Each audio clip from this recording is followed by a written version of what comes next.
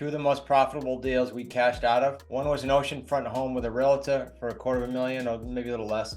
And one was my office building for $750,000. Both were you'd call sophisticated, educated seller. They're easier.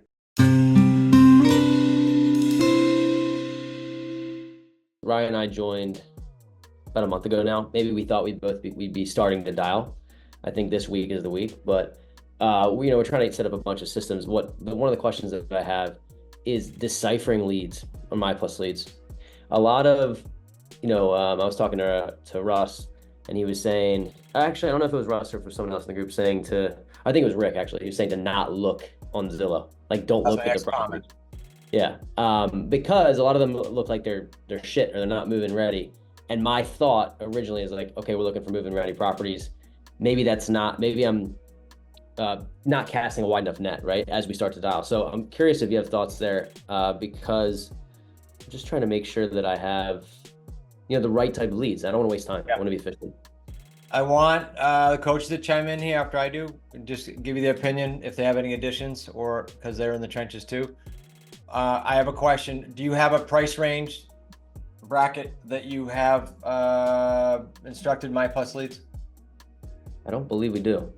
Yeah, okay, so I would do a price range. Yeah, me and Ryan talked about it last night. Your limit, you just increase the limit, so you get rid of those trash. Bottom. So, yeah, exactly. So for example, in my area, I don't talk to anybody less than 450 because I know that anything less than 450 is going to be either a condo, a 1-1, or it's going to be trash, right? And you're in Cali, right? Okay, yeah. So you just increase your bottom limit and then leave your upper limit wide open. And guys, do this. This is not just for Corey and Ryan because they're new. We just talked about this in the office visit yesterday. Stay in your sweet spot, and in my opinion, it's always been for us. The sweet spot is above and below your median. So for us, it's like 290 to 690. That's sort of, you can sell those readily. And I'm not saying if you stagger into a million or two, because we've gotten some in the community like this week, don't do them. I'm saying don't sit there and think, okay, I'm gonna do 10 of these. Yeah, be cool, but they're not gonna sell as quick. Flat out. You can luck out on these, but they're not gonna, in general, sell as quick. So get your median price range. You can do that in your area. You can Google the thing and then put the brackets on it. And I would then see what that brings you. And then if it's too much for you to handle, then you can start putting more brackets on it. And definitely don't do ones. And then a side note on that is the majority of the homes that are coming off the market, they were on the market at some point. So the house has to look presentable, right, for people to buy it. So more often than not, those houses are going to be okay and you're ready to move in, right? So you're typically not going to run into, people aren't going to put on the MLS these trashy homes. Sometimes they do, but the more often than not, the house is going to be fairly nice and move-in ready. Pardon my French, Corey, but your definition of shit is not someone else's definition of shit. Right. Well, it's different price range in different areas. Yeah, definitely. Yep. Mike, Steve's up now. Then Mike and Rick, if you have any comments on this, and if you think we handled it, fine. Yeah, I do, because we talked about this yesterday at the office visit, and one of the students was saying that they were still looking on Zillow before they make their calls. And the reason why I dug in to find that out is because that person said that they made 10 calls an hour, and they've always only been able to make that many. They don't know how people make more. And then I found out they were researching on Zillow. So one, super inefficient. It's going to stop you from being able to move quickly. Two, usually we research Zillow as like a protection thing for ourselves because we're nervous. So that's a way for us to feel like we're prepared. And the other negative side of looking up is because the whole point of being on a phone call with people is to organically extract information. And when you have this extra information, you're no longer being curious. You don't want to restrict your ability to be curious, because if you are, you're most likely going to get caught in a box on these calls. So it's much better to just organically extract information. And outside of the fact, like I said, it is incredibly inefficient when you do it that way.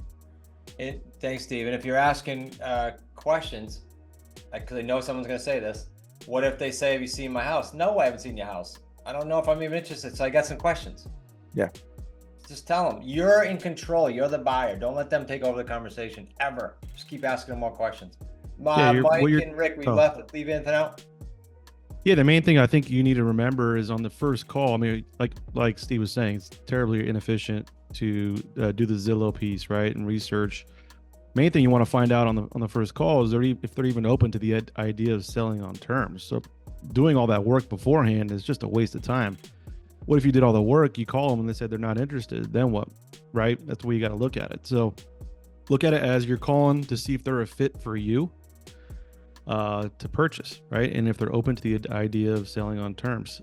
So if you go into the list with that mindset, you should definitely stay away from Zillow and get through much more dials than before. And Russell, real quick, and this is something that popped into my head about yesterday. If 10% of the people pick up the phone call live and 100% of the homes you're looking up on Zillow, imagine the amount of time that you've wasted for nothing. Yeah.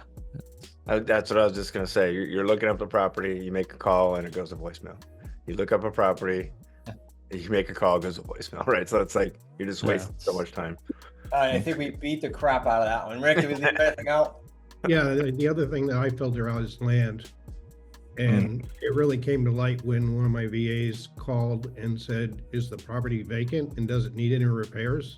That's when we were asking the repair question. So that, and also don't limit, say, well, I'm afraid to call anybody over $1 million. Don't limit it. Yes, they take longer to sell in a lot of cases, but those people get it. A lot of them do get it, and they're easier to talk to. Yeah, they're more than likely in a better financial position than the lower priced homes, right? So they might have more time to sit and go through a deal like ours to get the most out of their property, right? So keep that in mind. Guys, in 23, now that these two just said that, in 23 and 22, two of the most profitable deals we cashed out of. One was an oceanfront home with a realtor for $250,000 or maybe a little less, and one was my office building for $750,000. Both were you'd call sophisticated, educated seller. They're easier, trust me. Judy.